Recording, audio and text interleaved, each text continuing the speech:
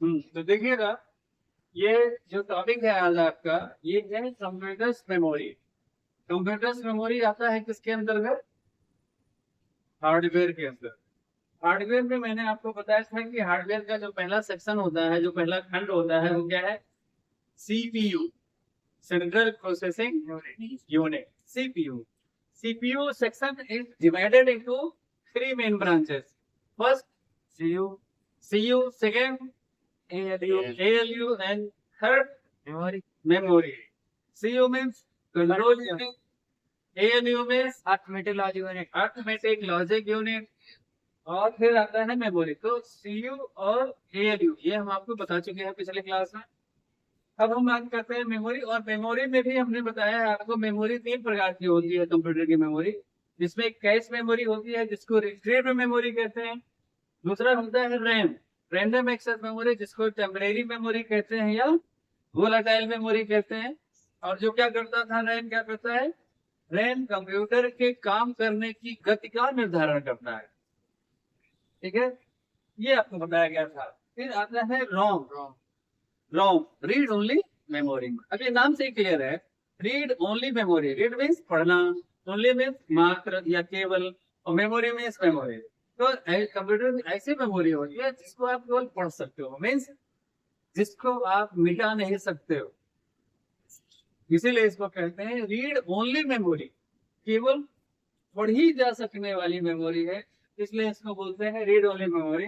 तो this memory is known as non volatile memory. जो RAM होता है ये क्या है? नॉन वोलाटाइल मेमोरी है, जिसको हम केवल पढ़ सकते हैं, जिसको हम मिटा नहीं सकते हैं। तो नॉन वोलाटाइल मेमोरी है। Computer always contain a small amount of data और information in read only memory. जब भी कंप्यूटर आप लेके आते हो, कोई भी नया कंप्यूटर लेके आओगे या अपने मोबाइल वगैरह जैसे लेके आते हो, तो उसमें पहले से कुछ ऐसे निर्देश रहते हैं, इंस्ट्रक्शंस रहते हैं, या पहले से कुछ ऐसे आंकड़े रहते हैं जो प्रारंभिक तौर पे, यानी कि शुरुआती दौर में आपको कंप्यूटर को चलाने में सहायक होते हैं। शुरू में अभी तमाम उसमें कोई एप्स नहीं होता है, ऑपरेटिंग सिस्टम केवल रहता है।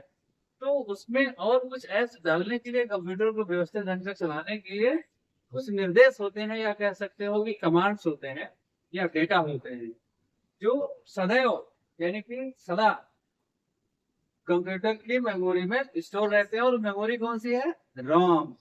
तो रोम में स्टोर रहते हैं। They help to operate to computer at starting point with some instruction. और जो क्या करते हैं, क्या करते हैं ये amount only memory that help to operate, जो चलाने में सहायक होते हैं। तो कंप्यूटर को एट स्टार्टिंग पॉइंट, यानी कि प्रारंभिक तौर पे, यानी शुरुआत में, विद सम इंस्ट्रक्शन, कुछ निर्देशों के साथ। तो कुल मिलाकर के ये हो गया कि this memory is known as non volatile memory. जो रोम होता है वो क्या होता है? नॉन वोलाटाइल मेमोरी है, यानी जिसको हम मिटा नहीं सकते हैं। Computer always amount of data, और कंप्यूटर में सदा शुरू से कुछ मात्रा में आंकड़े होते हैं या निर्देश होते हैं, विच हेल्प टू ऑपरेट, जो सहायक होते हैं to computer at starting point with some instruction, जो कंप्यूटर के प्रारंभिक दौर में उसको चलाने में सहायक होते हैं। The ROM is also known as non volatile memory. ROM is also known as, RAM को जाना जाता है या कहा जाता है नॉन वोलाटाइल मेमोरी, यानी कि ना मिटाई जा सकने योग्य मेमोरी कहते हैं। मीन्स इसका मतलब होता है once you turn off the computer, यानी कि एक बार जब आप अपने कंप्यूटर को बंद कर देते हैं, and start after some time, और कुछ समय बाद उस कंप्यूटर को फिर से स्टार्ट करते हैं, तो the old information is still now. तो जो पुराने आंकड़े रहते हैं उसमें वो बचे रह जाते हैं, स्टिल नाउ बचे रह जाते हैं। तो ये रॉम होता है, जिसे हमने बताया था आपको कि रैम और रॉम दोनों में डिफरेंस बताया था। कि रैम ये है कि जैसे आपने जो सुना, आपने देखा, वो आपके ब्रेन में गया और आपने उसको जान लिया कि ये क्या है, इसके बाद उसको आपने दिमाग से निकाल दिया, यानी उस पर ध्यान नहीं दिया। तो क्या होता है, वो कुछ दिन के बाद या एक दो दिन के बाद जब आपसे पूछा जाता है तो क्या करते हो? भूल गए। हम बताते ना कि भूल गए। क्यों भूल गए? क्योंकि आपने उस पर ध्यान नहीं दिया। आपने देखा, आपने सुना, और उसके बाद फिर चिंतन नहीं किया। और जब चिंतन आप नहीं करते हो तो वो चीजें क्या होती हैं, अस्थायी हो जाती है। यानी कि वो जैसे ही कि आपने दोबारा आपसे पूछा जाएगा तो आप उसको बता नहीं पाओगे। लेकिन जब आप उन विषय वस्तु पर, उन आंकड़ों पर ध्यान देते हो, उसके बाद फिर दोबारा जब आपसे पूछा जाएगा, क्योंकि आपने ध्यान दे करके पढ़ा है ना। तो ध्यान देकर पढ़ा रहे हैं तो क्या है, हमारे दिमाग में कोई चीज अस्थायी कैसे होती है। जैसे हमने बताया था कि हम कोई चीज भूल क्यों जाते हैं, बोलते ना, हम कुछ भी पूछते हैं हमसे, बोलते भूल गए, क्यों भूल गए? क्योंकि आप जब क्लास में वो टॉपिक पढ़ाया गया था तो आप पूरी तरह से क्लास में कंसंट्रेट नहीं थे। Without concentration and regularity you can not success in your life. तो कंसंट्रेशन बहुत जरूरी है, एकाग्रता, ध्यान। जैसे वो संस्कृत में कहा गया ना, एकाग्र चेष्टा पको ध्यानम स्वान निद्रा तथैव च अल्पहारी गृह त्यागी विद्यार्थी पंच लक्षणम। यानी विद्यार्थी को कैसा होना चाहिए, एकाग्र चेष्टा, कौवे के समान किसी चीज को पाने की इच्छा होनी चाहिए। वको ध्यानम, बगुले के समान ध्यान, एकदम एकाग्र से। बगुला देखा है कभी, तालाब में बैठा रहता है, खेत में बैठा रहता है, बिल्कुल साधु जैसा, एकदम एक पैर ऊपर किए हुए बैठा रहेगा, और जैसे ही मछली आएगी फट से पकड़ लेगा वो, बिल्कुल ध्यान से बैठा है। पको ध्यान। श्वान मित्रा, श्वान मीन्स कुत्ता, जैसे कुत्ता है अगर बगल से निकले तो तुरंत थक जाता है। तो ऐसे ही विद्यार्थियों की नींद होनी चाहिए, यानी कि चैतन्य होना चाहिए। इसका मतलब यह है कि उसको चैतन्य होना चाहिए, जागरूक होना चाहिए। श्वान निद्रा तथा अल्पहारी, कम खाना चाहिए। नहीं सोचो शाम को गए यहाँ तक खा लिए, अब खा लिए तो थकान उकार आएगी, उसके बाद क्या हो जाएगा, नींद आएगी, नींद आएगी ना। तो क्या करना चाहिए, कम खाना चाहिए, अल्पाहारी। और गृह त्यागी, तो गृह त्यागी का मतलब है, गृह त्यागी मतलब घर छोड़ देना चाहिए, घर छोड़ देना। अब घर छोड़ देने का मतलब हम ये आपसे नहीं कह रहे हैं कि आप घर बार छोड़ करके भाग जाइए, लेकिन घर छोड़ देने का मतलब है कि घर के कार्यों में आपको कम से कम ध्यान देना चाहिए। अगर आप सही पैमाने में विद्यार्थी हैं, क्योंकि घर ऐसा होता है कि उसमें कुछ ना कुछ काम तो हरदम रहता है। जैसे हम लोग तो ग्रामीण क्षेत्र के हैं, तो उसमें क्या होता है कि कभी खेत में कोई काम है, कभी धान की कटाई हो रही है, कभी गेहूं बुआई हो रही है, कभी गन्ने की सिलाई हो रही है ना।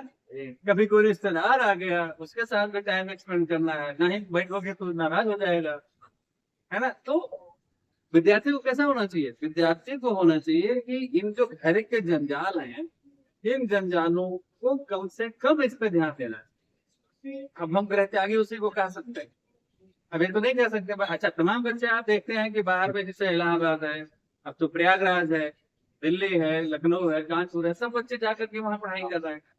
तो वहां जब जाके रह रहे हैं तो क्या हो रहा है, केवल एक ही काम है कि वहां पे रहो, अपने खाने से मतलब है, पढ़ाई से, बस इतने ही बातों से मतलब है। बाकी मतलब तो बच्चे बहुत कुछ रखते हैं, बाकी मतलब बहुत कुछ रखते हैं, चौराहे से मतलब रखते हैं, पानी से मतलब रखते हैं, ना सड़क से मतलब रखते हैं। तो ये सब नहीं रखना चाहिए। अगर ये सब है तो आप अच्छे विद्यार्थी नहीं हो, और जब तक अच्छे विद्यार्थी नहीं बनोगे तब तक आपका कोई कंपटीशन निकलेगा नहीं। तब कहोगे कि सरकार को दोष दोगे, है ना, सरकार को दोष दोगे, आरक्षण को दोष दोगे। तो ये सब नहीं है, हमें फाइट करना है, और फाइट हमें जैसी परिस्थिति जो हमारे पास है उसी में फाइट करना। ये रॉन्ग था। फिर आता है मेमोरी ऑफ यूनिट मेजरमेंट, जो कंप्यूटर की क्षमता को नापने की इकाइयां हैं। जैसे बोलते हो ना कि इतना जीबी डाटा मिलता है रोज, तो 5G तो अनलिमिटेड चल रहा है इस समय, है ना, या 1.5 GB डाटा रोज मिलता है। तो ये जीबी क्या है, ये मेमोरी, कंप्यूटर की मेमोरी को नापने की इकाइयां हैं। जैसे कि ये मार्कर है, ये मार्कर कितना लंबा होगा, इसकी लंबाई कितनी होगी, इसकी लंबाई को नापने की क्या यूनिट है, 12 सेंटीमीटर, 12 सेंटीमीटर, है ना। या कोई कह सकता है कि किलोमीटर, कोई इंच में बोल सकता है, कोई मीटर में बोल सकता है, तो ये जो सेंटीमीटर, मिलीमीटर, इंच, किलोमीटर, ये क्या है, लंबाई को नापने की इकाइयां हैं। किसी प्रकार से वजन, जो वेट होता है, वेट, जैसे आप ये जानना चाहें कि आप कितने किलो के हैं, तो क्या करते हैं, ये वेट करने वाली जो मशीन होती है उस पर खड़े हो जाते हैं, तो खड़े हो जाएंगे। तो जैसे मान लो कि अतुल खड़े हो गए, तो उसने बता दिया 95 kilo,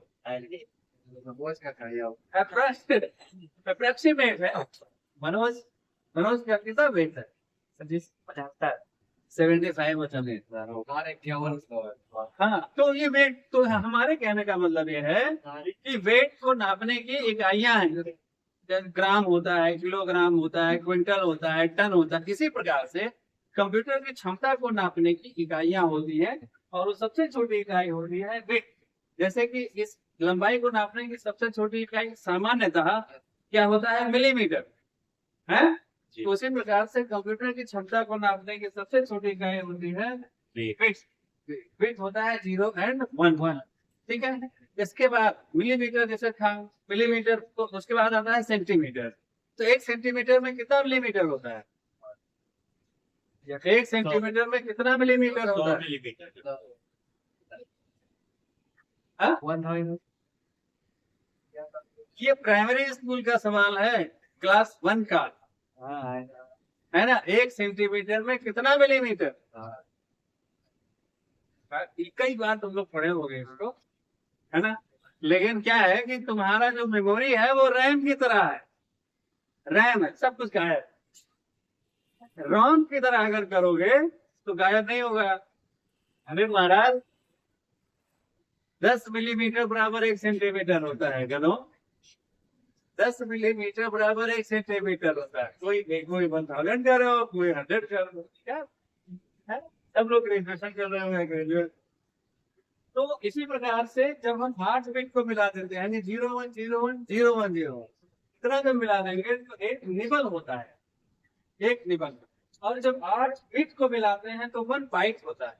1 bit equal to 1 bite. फिर 1024 बाइट, 1024 बाइट को जब मिलाएंगे तो 1 किलो बाइट होता है, केबी। जैसे इमेज वगैरह, फोटो वगैरह लेते हो ना, बोलते इतने केबी का होना चाहिए, तो वो केबी यानी कि किलो बाइट होता है। फिर 1024 केबी, 1024 किलो बाइट को जब मिलाएंगे तो एक मेगाबाइट होता है। उसे ना इतना एमबी का, ये वीडियो जो अपलोड कर रहे हो, यूट्यूब पे देख रहे हो, वो क्या है? इतने एमबी का है।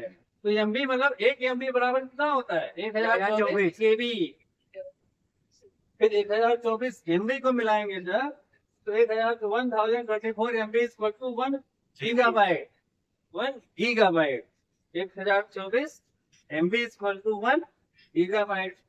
1 जीबी, गीगाबाइट में GB, 1 GB equal to 1 terabyte.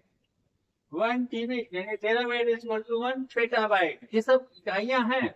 जैसे वहां पे मिलीमीटर, सेंटीमीटर, इंच, मीटर, ये सब फिट था ना, वैसे ही यह इकाई है। 1024 TB equal to 1 petabyte. 1024 petabyte equal to 1 exabyte. 1024 exabyte equal to 1 zettabyte. 1024 zettabyte equal to 1 yottabyte. ये सब इकाइयां हैं उसके मेमोरी को नापने की। 1024 yottabyte equal to 1 brontobyte. 1024 brontobyte equal to 1 geobyte. Geobyte, फिर geobyte is the highest memory, है ना। ये क्या होता है? ये हाईएस्ट मेमोरी होती है, या इसको हम क्लॉक्स भी कहते हैं, क्लॉक्स। ठीक है।